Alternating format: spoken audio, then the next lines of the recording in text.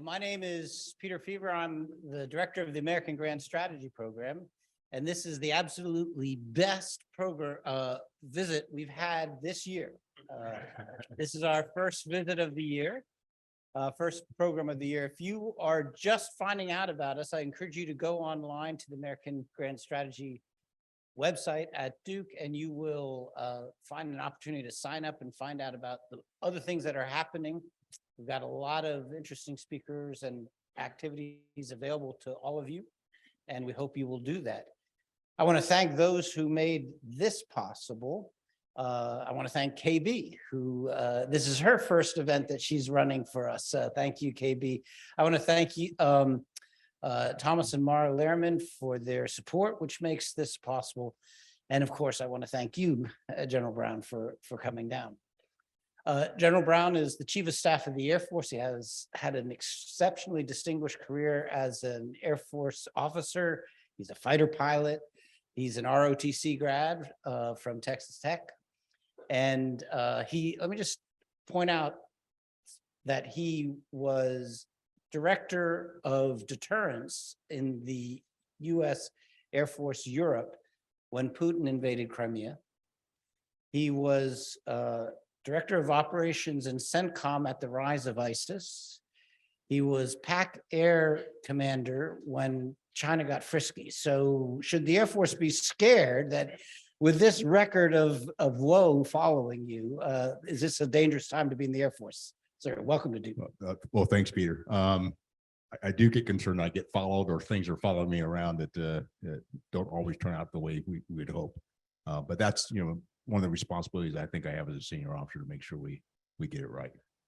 Well, I want to get started by asking you to contrast your heavily operational assignments that you had. Very few assignments in DC, I think, prior to having the top one in the Air Force as Chief of Staff. So what's the difference between the kinds of operational commands that you've had and then your current job? Sure. Well, the best way for me to describe it is my job as a Chief of Staff of the Air Force is to organize, train, and equip. And from that aspect, it's about resources that we work through in the Pentagon, over on Capitol Hill. The thing that's unique about this particular position, although I'm the senior uniformed member of the service, I don't necessarily have authority. The Secretary of the Air Force is the one that has the authority. I have the responsibility. And the responsibility and the credibility. In the operational positions I've held, I'm out in the field, being able to operate with airmen, operate with our joint teammates, our allies and partners, and I've had that opportunity pretty much my entire time as a general officer. A matter of fact, the last time I served in the Pentagon, I was a colonel. So all my time as general officer, I've been out until I became the Chief of Staff of the Air Force. And so with those positions, with operational commands, being able to, be in Europe. I got there a week after the Russians went into Crimea. I had the second year of the Defeat ISIS campaign when the Russians came into Syria, and then in the Pacific Air Forces. And each one of those, you're working for the combatant commanders. You're in the command chain, making things happen. The interesting thing in the position I'm in now, I'm kind of an outsider in some aspects on the operational pieces. And the only way I get really involved in the operational pieces is my other hat as one of the member of the Joint Chiefs. And as we sit and provide advice to the Secretary of Defense, the National Security Council, and the President. So when you were at Europe, it was clear, your mission was clear. When you were in CENTCOM, the mission was clear, defeat ISIS. Obviously in PAC Air, the mission was clear, stability and checking mischief. What is the mission as Chief of Staff of the Air Force? What's your mission? When I think about organized training and equip, it's not only about the readiness of the things that we need to be able to do today that the nation asks us to do, but it's what we need to prepare ourselves to be able to ensure we have an Air Force that's capable in the future. And so that aspect as the Chief of Staff of the Air Force is really not only looking at what's going to happen over the next couple of years, what's going to happen over the next 5, 10, 15, 20 years, and looking at how we build out the future Air Force and how we develop the airmen that become part of our Air Force. And that's where, I would tell you, almost all my time is focused on. You have the day-to-day crises that you have to deal with, but the bulk of the time is really thinking kind of long-term, figuring out how we're going to, with the resources we are provided, how you marry those up the best to get us the best Air Force capable. We're the most respected Air Force in the world. I want to keep it that way. And that's part of my responsibility as the Chief of Staff of the Air Force. So the Air Force is celebrating its 75th birthday this year. Is that right? It's, yeah.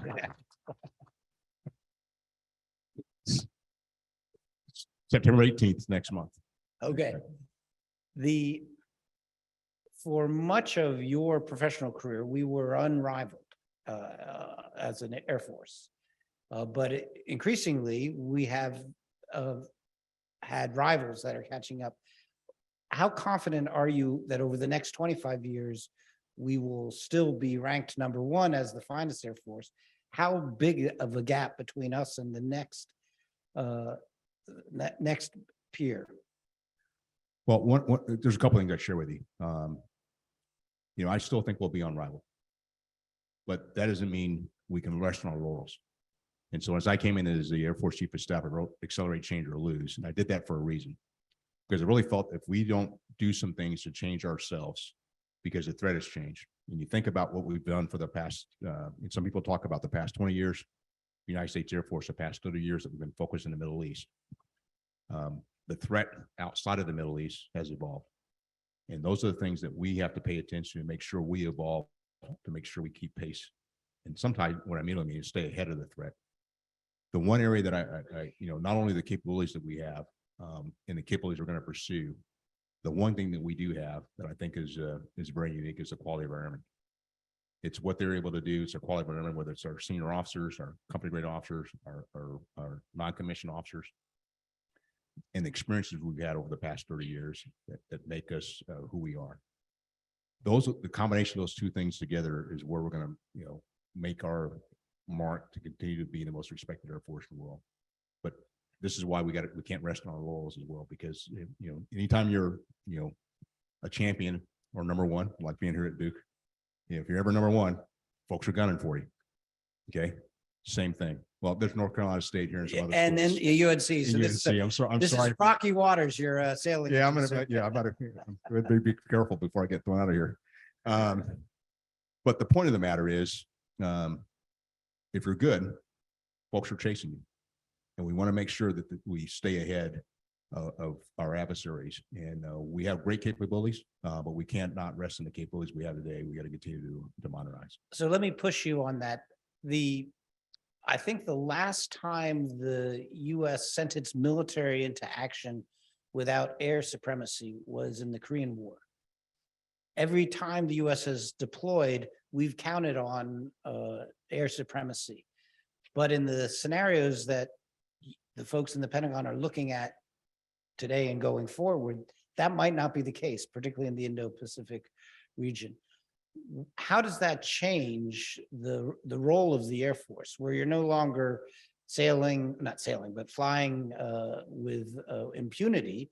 You are now flying in a very hostile airspace that you don't dominate. Well, it drives additional risk. It does make it more challenging. I'll go back to my time as the Air Component Commander for the United States Central Command during the FISA campaign when we operated in Syria. Syria had a very dense integrated air defense system. They just didn't use it. So we were flying permissively in a non-permission environment based on the memorandum of understanding we have with the Russians. We will not have that in the future. And that's the part where, we want to make sure we are really, really capable as we go into future conflicts, because we will have an adversaries who are trying to shoot our aircraft down, will challenge air superiority. But my goal and my intent here is to ensure that we're best postured to have the capability to provide that air superiority that not only the Air Force counts on, but our joint teammates count on, but our allies and partners count on as well. And it's how we work together with them as well. And we got some great air forces around the world that also have great capability, and it's how we interoperate with those various air forces that also helps us to bring that air superiority that we've become accustomed to. We can't rest on our laurels, just assume it's going to be there. It takes hard work, and it's something we got to stay focused on. So critics have looked at this problem that you outlined, and they've said that means, one, we can't rely on crewed aircraft because the cost of losing pilots will be too high. And secondly, we can't invest in very, very exquisitely expensive platforms that if we lose one, we're losing $100 million or something. How does the Air Force respond or think about that critique, and how are you thinking about it going forward? Well, that's one of the areas that I've got a great teammate with Secretary Kendall, our Secretary of the Air Force. He's got a lot of expertise in acquisition, and one of the areas that we've been focused on is one of our 7 operational imperatives, and it's next generation air dominance family of systems. And part of that family of systems is the aspect of collaborative combat aircraft. And so it's not only the crewed aircraft, but it's also uncrewed aircraft that are collaborative, somewhat autonomous, so that the crewed aircraft can be the quarterback for the uncrewed platform. They can be a sensor, can be a shooter, can be a jammer. A lot less expensive, could be more expendable. It's the aspect of how you do that teaming to increase your combat kill, make it a force multiplier, and not put airmen at risk or decrease the risk to airmen. So I'm going to ask you to explain that a little bit more. I've watched too many movies in the Marvel universe, but as soon as you describe that, I'm thinking of various, Marvel movies where the guy's flying and then he has his drone flying along with him and off doing it. Is it that simplistic, or it's got to be more complicated than that? I'm a big Marvel fan, big Spider-Man fan. So yes, I mean, that's kind of the idea, is to be able to take and using autonomy. Matter of fact, I had a chance to visit one of the labs today to talk about autonomy here at Duke. It's that kind of concept of being able to use the technology that we all see it's kind of coming in a direction. How do we take advantage of that technology? Whether it's inside of the Department of Defense, with places like Duke, with academia, but also with industry. But it's the combination of those together to bring that capability. And it's a crewed aircraft with a handful of drones going with it to provide that combat power. Why not just do drones only? Why have a crewed aircraft? Why add that risk to the operation? Well, I think that there's an aspect of, you still want to have a human on the loop, and the aspect of, the ethical aspect of, combat operations and kinetic operations, having a human in the loop, whether they have to be in the air or being able to use just solely using the collaborative combat aircraft. But it's a combination of the two where we see the force multiplier, because sometimes you want to have somebody who can put eyes on, in addition, that can actually see and sense, because computing power may not get us to a point where you can actually do it all autonomous. Are our adversaries moving in the same direction? Is this the direction that China is moving in? Is this the direction that Russia is moving in? Well, I won't, necessarily speak for them, but I think when you look at the technology, you look at autonomy, there are opportunities for various forms to move in different directions. But I'm really focused on where we're headed, and as we figure out where as I focus on where I'm headed, is the real goal is to stay ahead of our adversaries and not be in a position where we're a step or two behind. And let me ask you to speak to the issue of exquisite systems, costly systems. I'm old enough to remember when the F-35 was going to be a low-end, cheaper platform that would compensate in numbers what it lacked, compared to the F-22 in capability. But over time, it seems to be rising in cost and starting to look more and more like a high cost platform. Can you speak to that challenge? Well, here's what I'll tell you on our for the F-35. The F-35 is the cornerstone of our future fighter fleet. And when you look at the F-35 today, it's the second largest number of fighter aircraft we have in our United States Air Force today. The first is the F-16. And over time, the F-35 will be the most in numbers. And right now we're right about 350 on active duty across the Air Force. And so that's kind of, that's where we're headed, is the F-35. But by having these, collaborative combat aircraft, again, it's a force multiplier, less cost to operate, to give us increased capability. So we'll still have F-35s, we'll still have other platforms, but it's a combination of the two is where we're headed. We took a group of Duke students and alums to Hawaii for a Pearl Harbor staff ride. I was telling you about this before.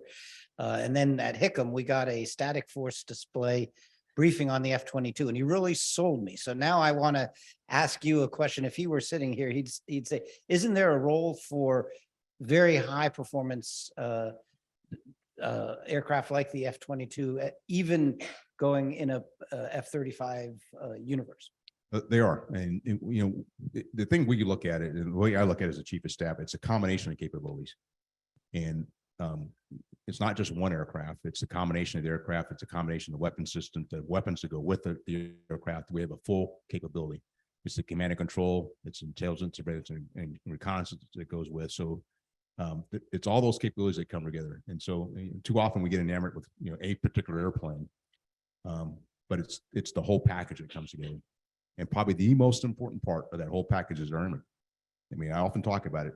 Every airplane we have is a static display until we have our airmen put hands on, whether it's our maintainers, our refuelers, our air crew. That's what makes that great capability what it is. Well, let me have us transition then. As you transition the hardware of the Air Force in this direction, how do you think that will change the culture of the Air Force, particularly the weightings across different MOSs? In the old days, the fighter pilot reigned supreme, perhaps. Do you expect that same culture in the future, or will you see change? I think it'll change. I think it'll have to change. I think it'll be a bit more diffused. And what I mean by that is, right now I'm a fighter pilot sitting as the chief of staff of the Air Force.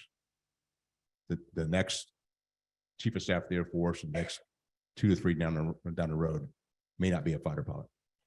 And that's the thing we got to think about, because I do think that what I talk to our airmen about, and particularly in the Pentagon with their personnel, is what are the specialties we have today that we will not have tomorrow? What are the specialties that are out there that we might want to have in the future? And the example I use, and I had a chance to talk to somebody today, data science.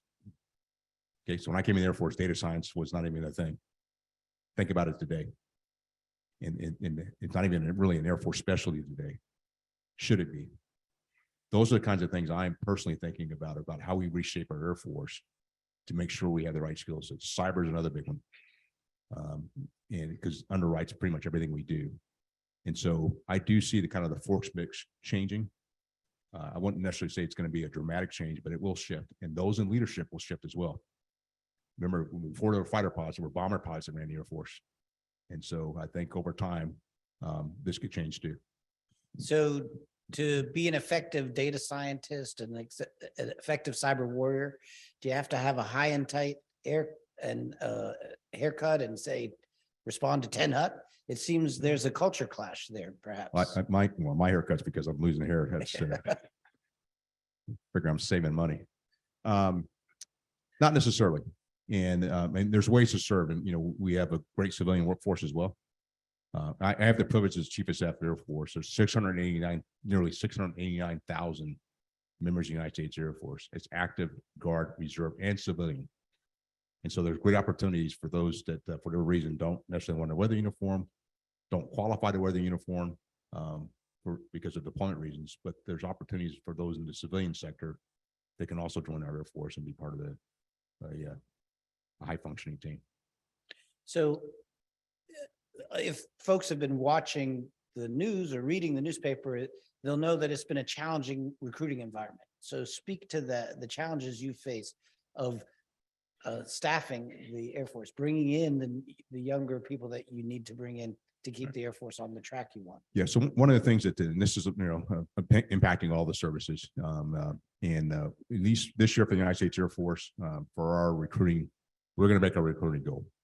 But we're going to land, as our chief of recruiting has talked about, we're going to land on fumes, partly because we typically have a number of young people who are delayed enlistment, but we're using up a lot of those to make sure we make it this year. One of the areas that we've continued to talk about is one, the propensity to serve, or the connection to the military.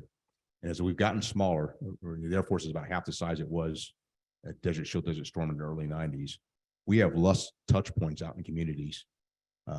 And so that drives where, young people may not determine that they want to join the military because they don't know anything about the military. And so I really believe young people only aspire to be what they see. If you've never come across somebody in the military, you don't say, I want to join the military unless you see it, or you have an influencer, whether it's your parents, a family member, high school coach or counselor that might recommend it to you, or you see a commercial or something. And so it's that connection piece that I think we have to think about as an Air Force and as a Department of Defense of how we better connect with communities and show the great opportunities. And because there are great opportunities, I can use my own career as an example. I've traveled all over the world. I've been to 7 continents. I've flown probably 17, 18 different aircraft. I would not be able to do that if I'm not joining the Air Force. And I feel very fortunate because of the opportunities I've had because of this career path that I chose. So some observers of the scene say that there's also a change in the approach that the younger generation, the folks who are sitting here, that keeps them from wanting to sit there. That is, they have a different approach to jobs, careers, the idea of a 20-year commitment, for instance, maybe anathema to them, or the idea of joining a particular organization rather than starting another organization that serves. So do you see those generational challenges, not just lack of touch points, but also a different orientation towards service? Well, that is something we do have to consider.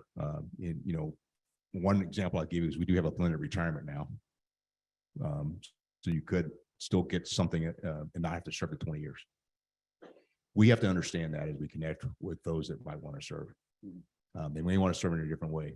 And so the industrial approach that when I came in the Air Force, it's going to have to be different as we go to the future. And part of this is engaging with some of our airmen, our young people, to understand kind of what they're looking for. And we got to continue to do things to make sure we're a attractive career choice.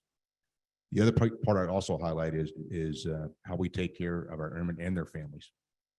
And the one area, there's 5 areas, and I'll hit real quick. My wife, Shireen, is a huge volunteer, and she spends a lot of her time focused on airmen and their families. And she has a program that was started by a small group of spouses, all volunteer, 4 spouses. There's 5 key areas that they focus on that are important to Air Force families: childcare, education, healthcare, housing, and spouse employment. And those are the things that we also got to pay attention to as well, because we may bring somebody in and now they have a family. We don't take care of those 5 things, they may go someplace else. And those are the kinds of things that we pay attention to, but we also engage with the communities that surround our bases on those 5 areas as well, because it's important to our Air Force families. And they've told us that loud and clear. We actually told her, and she tells me a lot loud and clear. So those are the things that we collectively focus on to make sure we provide as many opportunities as we can for our airmen and their families.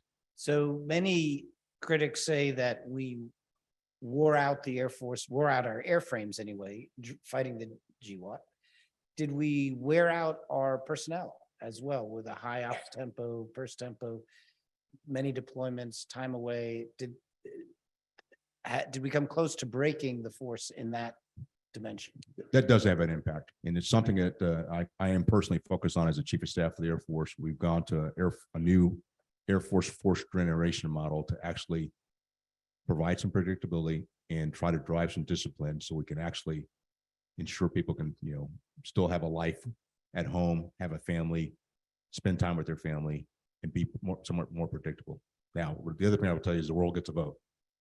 And when our nation calls, we've got to be able to respond. And so there's a balance there of how we do this. And that's, one of our jobs I do as a Chief of Staff of the Air Force, but also as a member of the Joint Chiefs, is how do you drive some of that balance at the same time responding to the crises around the world when the nation calls. Another issue that critics have flagged has been it struggles the services have had in dealing with sexual assault. For instance, there was a disturbing report this week of an increase in the number of reported sexual assaults, and that's identified in surveys by prospective recruits as an issue affecting their recruitment. Talk to that issue and the things you're doing to grab hold of that issue. Yeah, well, Peter, one of the first things I tell you is my focus as a Chief of Staff of the Air Force is to allow all of our airmen to reach their full potential. And they can't reach their full potential when you have events like sexual assault, harassment, interpersonal violence, bullying, discrimination. Those are all detractors. And those are the things we're trying to the best of our ability, take off our plate. It's about the culture and our core values that are important and how we treat each other with dignity and respect. And that's the focus area to prevent that type of behavior internal to our Air Force. Now, at the same time, it's part of the building the culture of setting our expectations and holding those accountable that don't, do not play or operate within our core values. But it's also supporting those that have been offended, whether it's a sexual assault, harassment, discrimination, or anything else. Is how do we support them? It's about leadership, and we've got some great programs that have been laid in to support our airmen through these processes. But I really believe it's about how we lead as airmen. From my level all the way down to our first line supervisor, and how they set the culture of the organization. And it's a combination of those two. So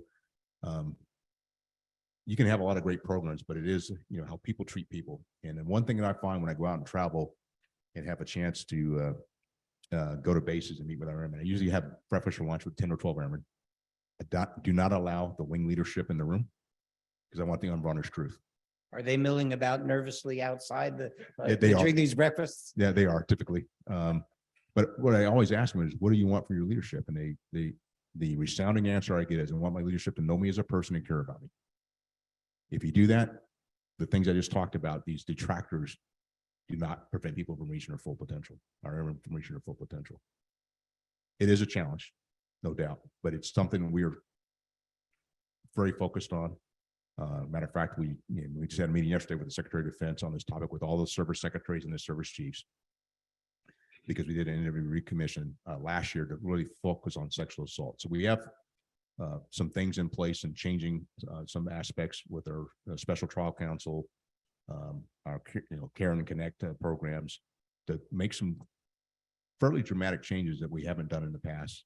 That the goal is to make it better for our airmen and don't put them in that situation. The Congress moved in this area, led by Senator Gillibrand.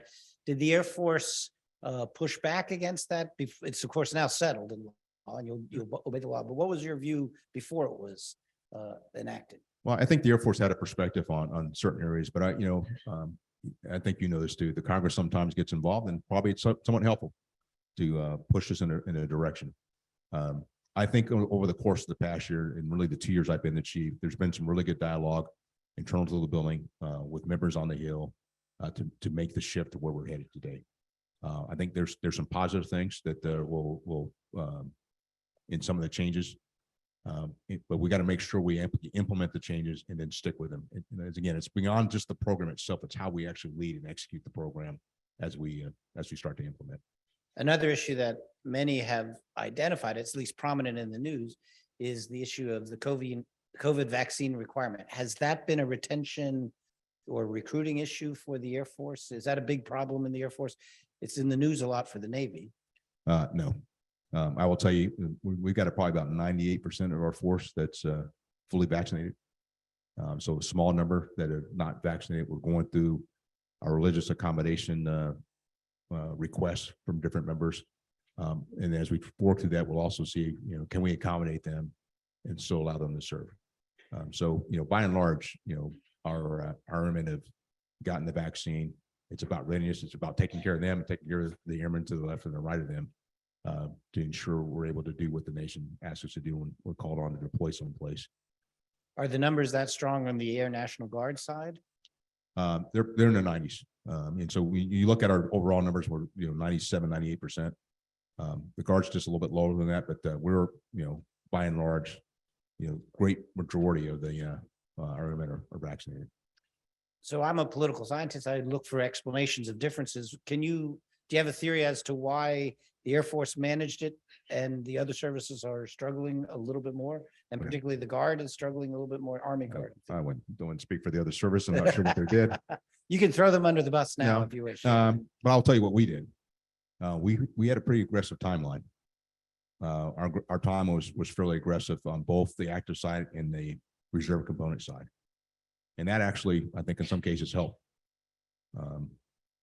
Others took a little bit longer, but by and large, that helped, I think, really put focus on it, energy behind it, And then, like all of us, we had very good communication plans to talk about the vaccine, the value of the vaccine, the side effects from the vaccine. All those kind of played into, and it took, again, takes leadership. And, I was kind of probably one of the first in line to get my vaccine. I've been boosted a couple times too. So.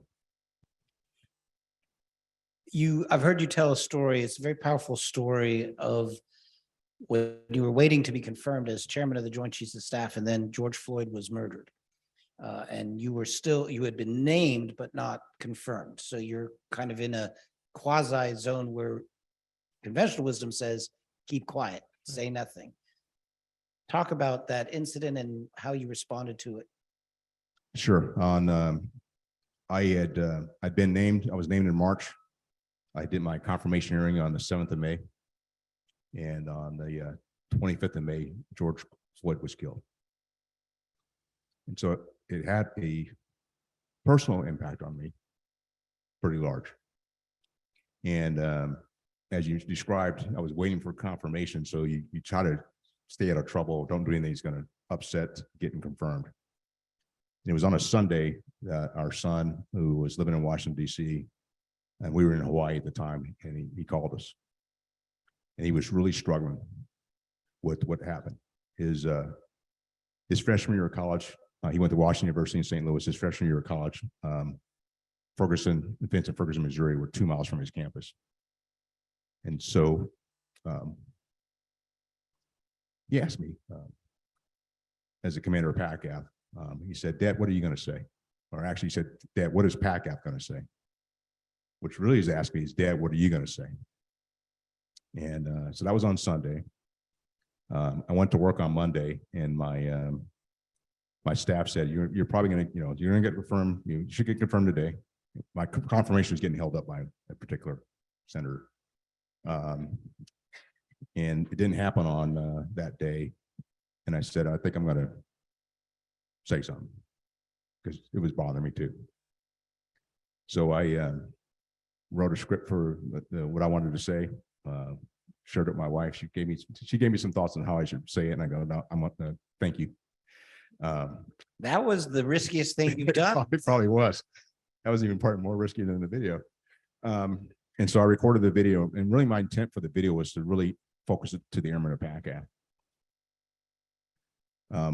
But it went somewhat viral, and I'm glad it did. And it's interesting. I still meet people today that come cross paths with me that thank me for doing the video. I was just sharing my story and how it impacted me. And it's interesting. My son went to work, and they showed the video at work, and they didn't make the connection because he didn't tell them that we were related, and they were so it's one of those, he's trying to be incognito about it, but I think he was glad I did as well. Are those issues, racial tensions, an issue inside the Air Force today? And if so, how do you manage that? I think we're in a much better spot, and I'll tell you why. One of the things we did as an Air Force, we took a hard look at ourselves. And so my predecessor did a racial disparity review, initially focused on African Americans. Then we did a second review focused on Hispanics. And then we did one that was Hispanics and females. And we did one that was kind of intersectional. So we took a really hard look at ourselves. I think one of the other key things that we did during that review was we did a lot of small group conversations. And because of those small group conversations, we really got to know each other as a force. And it broke down some barriers about how we move forward. The other thing we were able to do is we have a diversity and inclusion council, and I just so happen to chair it every month. So I sit at the head of the table. We also set up barrier access working groups, and these barrier access working groups represent different parts of our force. So there's a women's initiative team. There's a BEST that looks at Black and African Americans. There's a HEAT that looks at Hispanics. There's the LGBTQ. There's Indigenous Nation. And each one of these groups takes a look at our policies and processes across the Air Force and comes up with ideas to say, here's something that's an impact. That's how we got the ponytails for women. Okay, that was the WIT. They are probably the most organized of all. I mean, they are powerful, and they are loud about what they want to get done. And when they came to me and said, we want to change, and they talked to me about, the migraines and the hair loss. Okay, makes sense. It's pretty easy to do. As a matter of fact, we even changed it after we came out with it, and we figured out those that have curly hair with humidity, their hair starts to expand, and my wife tells me about that too. It's kind of hard for me to figure it out. I don't have hair. But the point was, we actually made an adjustment after we changed the hair policy. So it's those kinds of things we've been able to do and make some policy changes based on the feedback from our airmen. So I want them to understand when we try to do things for diversity and inclusion, I have 3 priorities or 3 things I'm focused on. What we do has got to be meaningful, which means if we do it, our airmen got to look at it and go, that's actually positive. It's a positive impact. It's got to be sustainable, which means sometimes it costs money. We got to resource it. And it's got to be enduring. It's got to be something that's going to be gone, there long after I'm gone, not something that's going to be a flash in the pan that someone will flip after I leave. And those are the areas I'm focused on. And the last thing I'd say on that is we're really trying to make it so everybody has the opportunity to whatever they want to do in our Air Force, they can to the best of our ability. And that's where I'm focused on as a chief. Some critics say, well, this is all very good, but it's political correctness. You should be focusing on lethality. So speak to that issue. Is there a trade-off between focusing on these issues versus becoming the most lethal force you can be? Not at all. Look around the room of these young people in uniform, all different backgrounds. They represent our nation. And that's the kind of what we're looking for, is the best talent across our Air Force, across the nation, to become part of our Air Force and become part of our military. If we don't put people in position where they can be seen, and one of the things that I've always believed, young people only aspire to be what they see. Okay, you never decide to grow up. I want to grow up to be that if you've never seen it. And part of my, hopefully by me actually sitting here as a chief of staff of the Air Force, someone's looking up one day and saying, I could do that. And that's what we want to be able to do, is provide those opportunities for all aspects of our nation, no matter their background. And the other thing I share with you is when young people come into our service, it's probably sometimes it may be the most diverse environment they've ever been into, depending what part of the country they grew up in. And they learn a lot about themselves and about the rest of our nation. And that's the value of having such a strong and diverse team. I think is important. So before we're going to go open up to questions, and there are mics there, but I have a couple real world questions, or questions about events in the real world. It's the 75th birthday, but it's the 1-year anniversary as well of the NEO out of Afghanistan, the retrograde from Afghanistan, and the very dramatic pictures. I think most people in the room can probably seen the pictures of the transport planes taking off filled with Afghans. Speak a little bit to how the Air Force handled that assignment and what lessons you took from that. As you went into this, and I know there's a lot of debate about how we got to where we got to last year.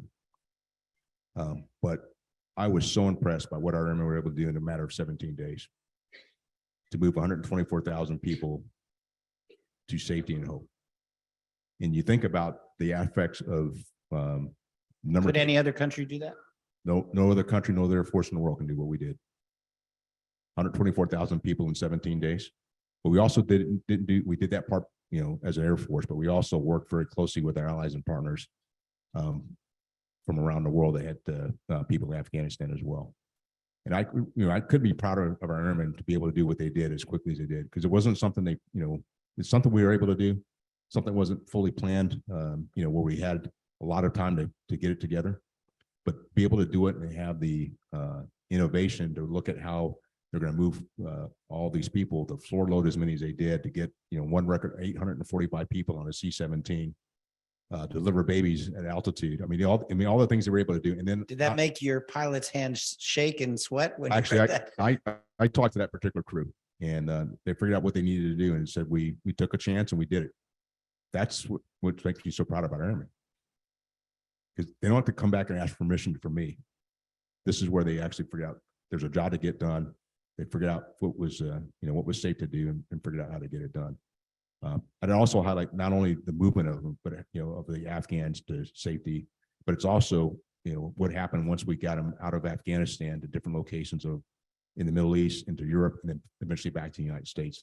I had a chance to go up to McGuire and see what our airmen were doing there. As once we got these Afghan citizens here in the United States as well. So very impressive and outstanding work. Some said that it strained the airframes of the fleet to almost to the breaking point.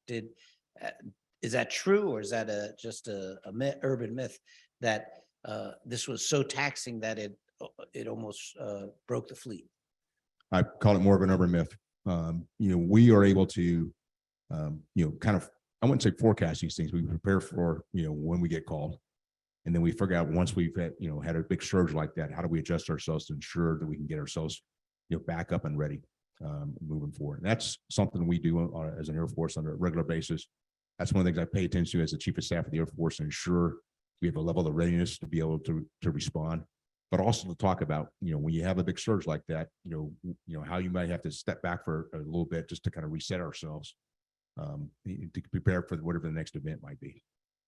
So I pointed out that Putin invaded Ukraine once on your watch, but he also invaded them a second time on your watch. So I want to ask you about the Ukraine challenge. I know you're not responsible for operations, but the U.S. involvement has primarily been in transferring equipment, and that must fall into part of your bailiwick. So where is the equipment coming from? Is it coming from U.S. units that need it, and are we depleting U.S. stockpiles in a dangerous way? Some critics have said we are. Well, I mean, as you understand, these are presidential drawdown decisions, and the president decides on how we're best going to support, in this case, Ukraine. And so, we kind of we as military men respond to the direction of the president, which is probably a good idea. Yes. And so, from that aspect, we take a look at across the board of how we respond to those requests, and then at the same time, we work with the industry to ensure we're doing the right things, and with our allies and partners as well. Early on, there was a controversy. Why aren't we providing Ukraine with higher capable aircraft? Talk to the challenge of that issue, not the wisdom of the issue, but what the nitty gritty. If we actually did that, what would be involved? How challenging would that be? Well, I won't necessarily speak specific to Ukraine, but anytime, whether it's inside the United States Air Force or any other Air Force, when you're bringing on a new capability, there's a level of training that has to occur, and those are the kinds of things you got to think about. How you not only training, but the logistics associated with it as well. So there's a lot of factors that go into making decisions on bringing new capability into anybody's Air Force, to include the United States Air Force. Okay, I'm going to ask my last question. So if you want to get a question, I know there were some folks in line from the afternoon who didn't get a chance. So this is your chance to run to the mic. You're known for saying accelerate change or lose. It's an ominous motto. As you look at the pacing threat, which is the U.S. government has said China is the pacing threat, what scares you the most in the air domain that says this is where we have to accelerate change or we could lose? What is the air element of the China pacing challenge that you find most worrying? And then we'll take the questions. What worries me the most is the advances that our pacing challenge is making in capabilities to rival what the United States can do. And what I think about too is the aspect of how fast we're able to move through our own processes to provide that capability that our airmen are going to need in the future. That's my concern, is we're not accelerating fast enough in some of these areas. And I want to be able to do things faster. And there are aspects of the Air Force we're able to use digital engineering, open mission systems, and some other capabilities to actually put capabilities in the hands of our airmen much faster. But in some cases, I don't think it's fast enough. And we got to match ourselves to the threat. The piece I would also highlight, we've been focused on various platforms and capabilities, not so much against a higher end threat. And that's the piece, is really thinking about the threat first, and then putting that at the forefront of our mind, which will drive the sense of urgency to provide the capabilities we're going to require.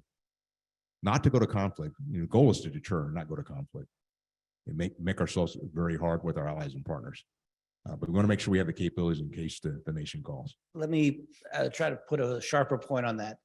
is the slowness that you worry about, is that a function of lack of creative thinking, lack of funding, bureaucratic challenge, or lack of focus, or something else? You could probably all of the above, maybe in some cases. I mean, there's a bit of bureaucracy, there's a bit of process that goes in. Continuing resolutions don't help. I mean, these are the kinds of things that we need to make sure. And then it's also just awareness of the threat and why we need to change. You know, some of the challenges we have sometimes is those that are, you know, I wouldn't say stuck in the past, but are really like what they have today and don't want to let go. You know, I want to help them understand why you need to let go to start to move to the future. And that's why I start meeting my conversations of where the threat is headed, where the threat could be in the next 5, 10, 15, 20 years, and why we need to change, and then put it into perspective. Think about many of the platforms we had today, some of the platforms we used in Desert Shield, Desert Storm. And so we got to think about where the threat is and make sure we stay one step ahead. You spoke eloquently about diversity, inclusion, and allies and partners. And I'm going to show you that we care about diversity, inclusion, allies, and partners. I'm going to give the first question to our ally and partner from North Carolina State. Very good. Good evening, General Brown. I'm Cadet Lester from NC State University, Detachment 595, Wolfpack Warriors. And I hope you're having a wonderful Air Force Day today. I am. My question for you is, with all the trouble we see around the world currently, there's so many moving pieces right now and angles of attack on us. What do you define as a foreign threat or a foreign enemy, and what do you define as a domestic enemy? And then second part of the question, what are we doing as an Air Force about that, and what can we do? Well, what I really look at is that, you know, recall the fact that when you take our oath of office, you know, support and defend the Constitution of the United States against all enemies, foreign and domestic. You know, when I really think about our foreign, it's really looking at the national defense strategy and really the 5 challenges laid out in there: PRC, Russia, North Korea, Iran, and violent extremists. The things I think about domestic goes back to the question that Dr. Feaver asked. You know, internal to the Air Force, it's those things that are detractors from our airmen that I'm focused on, that tear down us as an institution, as an Air Force, to be the Air Force that we want to be. And so those are kind of the key areas, things I focus on when I think about more the domestic aspect, internal focus to the United States Air Force. Thanks. Do you want to speak to the stand down that Secretary Austin ordered, and how the Air Force managed that? We did do a stand down focus on extremism. And what you find is the vast majority of airmen understand our core values. There may be a handful that don't get it. If they don't get it, I don't need them. And what we really spent time talking about is our oath of office, our oath of enlistment, and why we joined, and what it means to us. And that was part of the real discussion that played out during that time frame, throughout the course of that stand down. Good evening. So Cadet Huang, Duke University and North Carolina Central, Det 585. So I have a 2-part question for you. First of all, how do you envision the relationship between the U.S. Air Force and Space Force developing? Are we looking at something similar to the Navy and Marine Corps with very different cultures and training pipelines? And second of all, how are you and General Raymond setting up future United States Air Force and Space Force Chief of Staff and leaders up for success and a productive relationship? Okay, 2 parts. The first part is it'll be a little bit different than the Department of Navy and Marine Corps and Navy. And part of it is because of one, size. The Space Force is very small by comparison to the United States Air Force. Also based on legislation. The way the law was written is many of the support activities for the Space Force are provided by the United States Air Force. So they have they have operators, they have acquisition professionals, they have some intel professionals, but by and large, most of the other support that you would have at a base, whether it's comm, civil engineering, those kinds of things, or in medical, are done by the United States Air Force. So that part of the relationship is pretty important. I think the other part is we are very dependent on each other. There's many things I cannot do without the Space Force. I rely on GPS, I rely on satellite communications. All those things are very important. From a relationship standpoint, General Raymond and I went to Air Command and Staff College together. We've known each other since we were majors, so for the past 26 years. And he's only got a couple months left, and we're working through his successor, who I also know. And one of the things I found throughout my career, it's the value of personal relationships are so important. I really believe never cold call somebody in a crisis and never burn a bridge. And those are the kinds of things that I really try to do. I try to reach out with the Space Force, understand what they need, but they also understand what I need and how I can best support them, and be able to spend time. And if we disagree, to spend some time talking to each other. They will have a separate culture, but we still stay fairly aligned. Thanks. Thank you, sir. Good evening, General Brown, Dr. Feaver. My name is Chanley Jackson. I am a second-year Master's of Public Policy student here at Duke University. I had the privilege of last semester being part of Dr. Feaver's class, the Civil American Military Relations course. Wait, Dr. Feaver and General Dempsey, you forgot to mention the more important person. Yeah. Yes, General Dempsey was also a professor. And there was something that was very particular about that course that stood out to me in one of the lessons. And it involved the statements that the chairman of the Joint Chiefs of Staff, General Milley, made following the January 6th insurrection and the testimony that he provided for Congress. What I remember from the lesson and discussion that we had was how the role of the general officer in the statement was a bit entangled in the culture wars of politics, which leads me to my question. 2 years ago, I was PCSing or moving from Wright Patterson Air Force Base to Osan Air Force Base when your video went viral. And I remember watching it with my mother and seeing how moved she was, not only as an Air Force daughter, but now an Air Force mother. And my question concerning that video is, if we hope to see you one day become the Chief of Staff, how exactly do you plan on navigating, managing a video that is so important, yet can be misconstrued in terms of how a general officer would represent not just the Air Force, but the military in its entirety? It's a good question. The thing I think about associate with that video, or anytime I come up in type of public forum, I still got to be myself. I got to be able to look myself in the mirror and be able to say, in my heart of hearts, I did the right thing. Even when I did that video, I knew I was taking a chance. And as someone described, at this level, you're on 24-hour renewable contracts. And if I did something or made a video or made a statement, and in my heart of hearts, I felt like I was doing the right thing and I got relieved, I'd probably be disappointed for 24, 48 hours, but I'd move on in life knowing I did the right thing. And that's how I've always approached things. I also believe that I also represent not just myself, I represent, in this case, United States Air Force, I represent my demographic, and sometimes you got to speak up on certain areas. And but you also, there's a way to do it as well, to get your point across, to not be controversial. So that's kind of the approach I take, and you realize every time I get on a stage like this, I take a chance.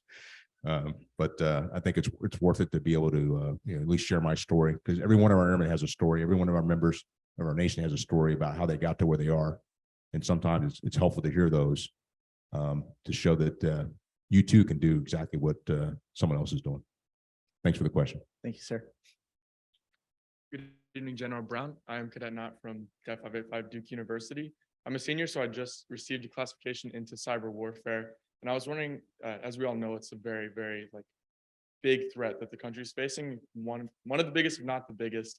How do you see the Air Force and the government changing, like in terms of band structure or the ways we train and retain cyber officers in order to make sure that we're preparing for the future and facing this threat? Yeah. Well, this is an area that I'm really focused on how we retain cyber officers, because it's, as you might imagine, it's a pretty popular career field, not only in the military, and it pays pretty well outside the military. But there's great opportunities in the military to do some things you could not do otherwise outside of the uniform or outside the Department of Defense.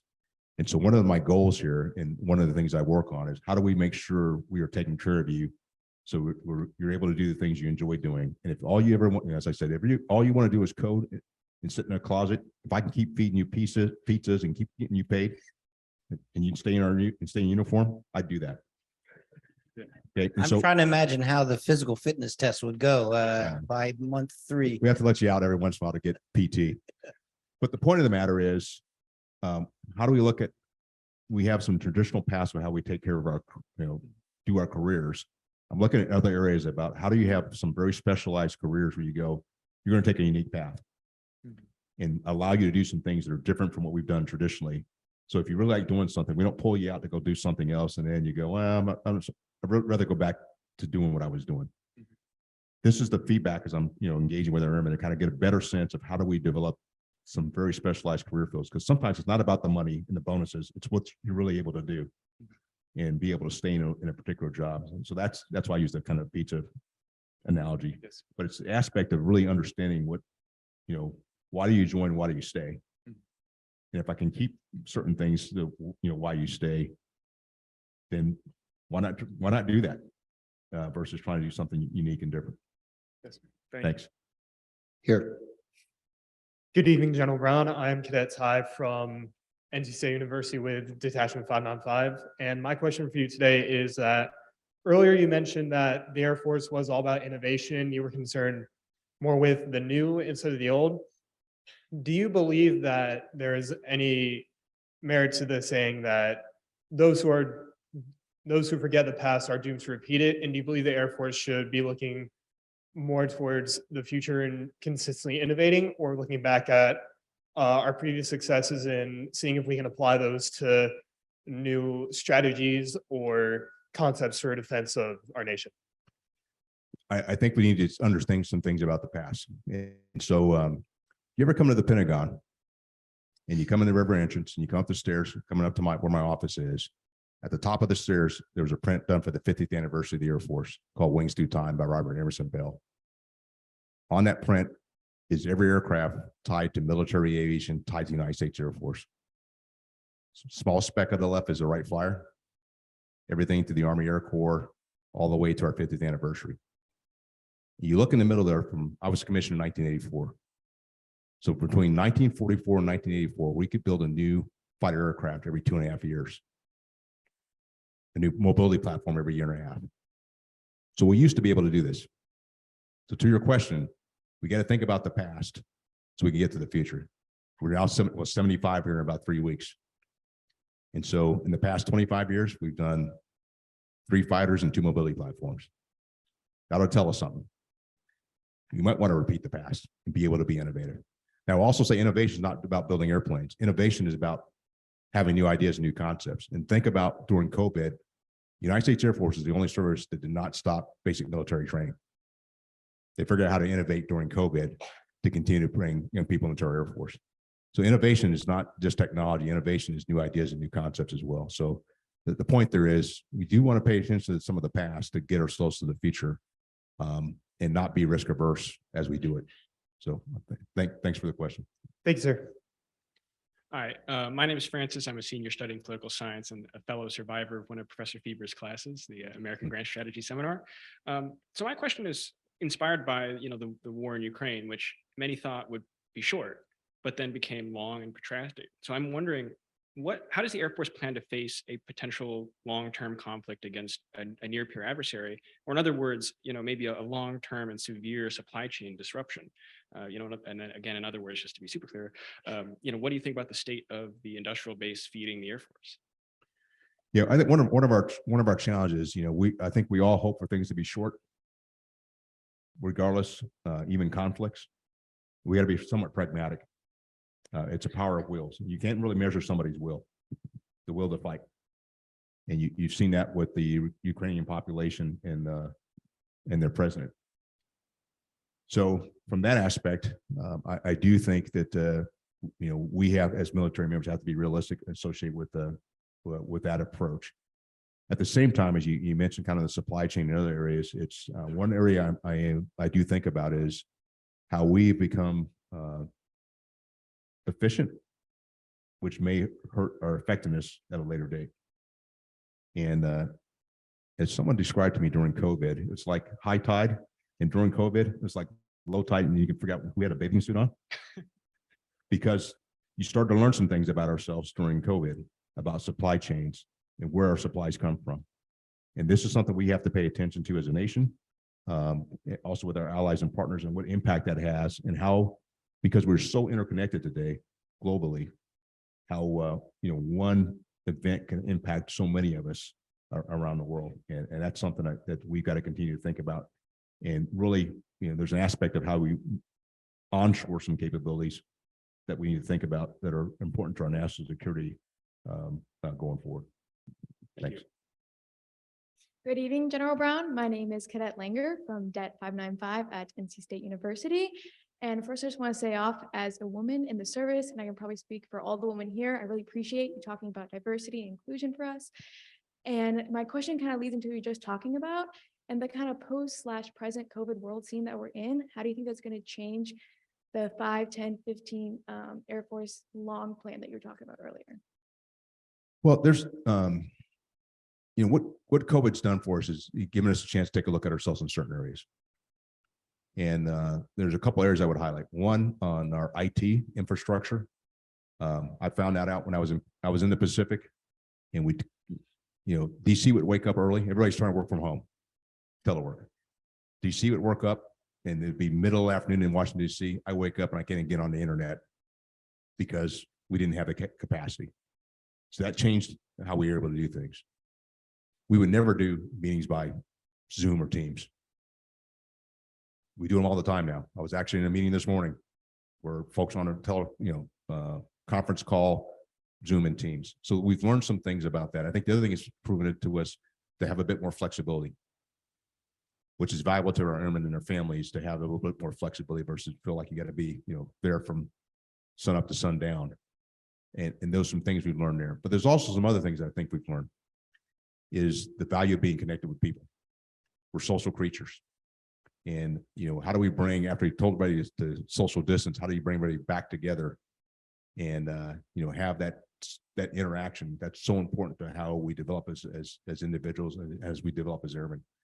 And to me, that's one of the areas that we got to continue to work on, because you also have those that kind of like teleworking. You got to show up every once in a while.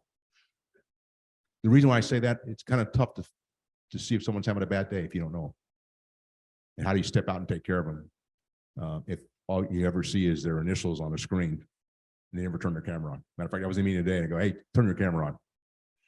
I want to see you. I don't care if you're don't have your uniform on. I just want to see your face. I mean, that's the approach of, things that COVID has kind of taught us. And then prepare for the unexpected. Who would have thought we would have had a 100-year pandemic? We have pandemic plans, but we threw those pandemic plans out the window based on what we just saw over the course of the past 2 years. Thanks. Thank you, sir. Are you worried that the PLA joined your Zoom meeting this morning? You don't have to answer that. Yeah. They probably didn't learn anything. Good evening, General Dempsey. Midshipman Second Class McGinnis from North Carolina State University. Just a short question about the new integrated deterrence ideas, and just wondering how you see to utilize integrated deterrence, specifically with working with the other branches. Yeah, integrated deterrence is a term that's in the National Defense Strategy, the 2022 National Defense Strategy, which is still classified. The unclassified version will come out here very soon. The aspect of integrated deterrence was a term that Secretary Austin used at the Indo-PACOM Change of Command back in April a year ago. And the integrated deterrence is the aspect of integration across domains, across services, across with our allies and partners. And it's also across the interagency and the whole of government. And so it's how do we do all the things we do much better?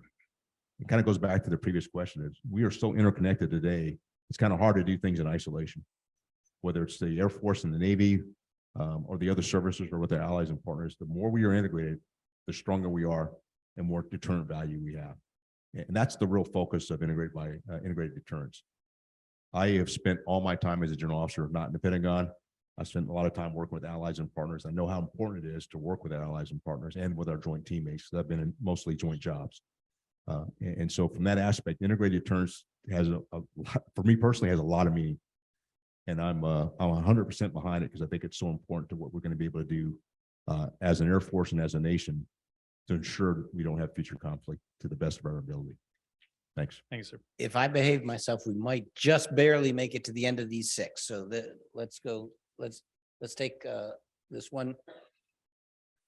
Good evening, General Brown. I am Cadet Balagot, Det 595 at NC State.